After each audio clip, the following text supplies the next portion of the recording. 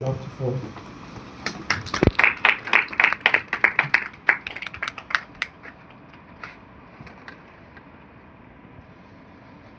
Hello, good afternoon everyone. My name is Ford. I am 30 years old. I have ASD, Autism Spectrum Disorder. I am an athlete of Special Olympics Pilipinas.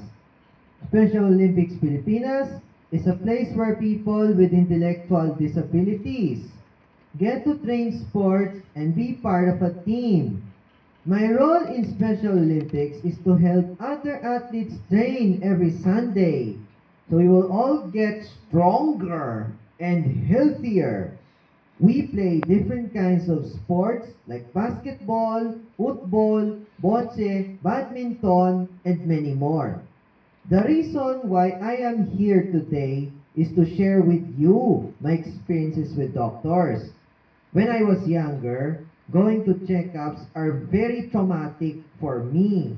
I used to be afraid of shots and needles. One time, I was really scared when we went to the ER. They tried to take my blood. Four nurses were holding me down.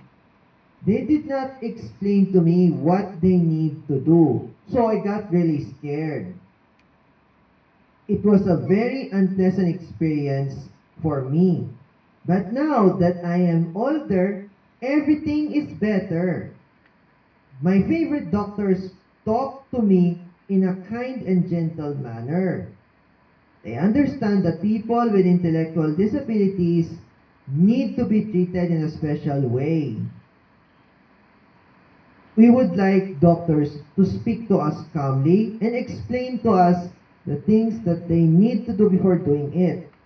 Like when taking our blood or when they need to do examinations on us.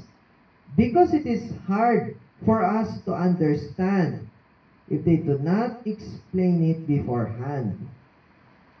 I hope we have more doctors who are kind and understanding when dealing with patients like me so that doctor's appointments wouldn't be as traumatic for patients with intellectual disabilities, and it makes regular checkups a good experience for all of us.